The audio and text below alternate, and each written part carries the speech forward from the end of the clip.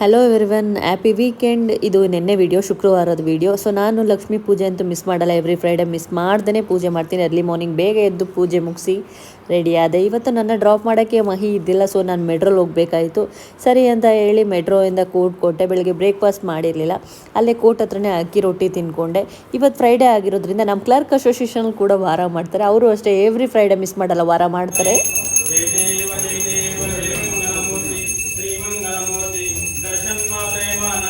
ಪೂಜೆ ಎಲ್ಲ ಆದಮೇಲೆ ಸ್ವೀಟ್ ಕೊಟ್ಟರು. ಈ ಸ್ವೀಟ್ ಚೆನ್ನಾಗಿಲ್ಲ ಅಂತೇಳಿ ನಾನು ಸಂದೇಶ್ ಬ್ರೋ 3 ಸಲ ಈಸ್ಕೊಂಡು ತಿನ್ಬಿಟ್ವಿ.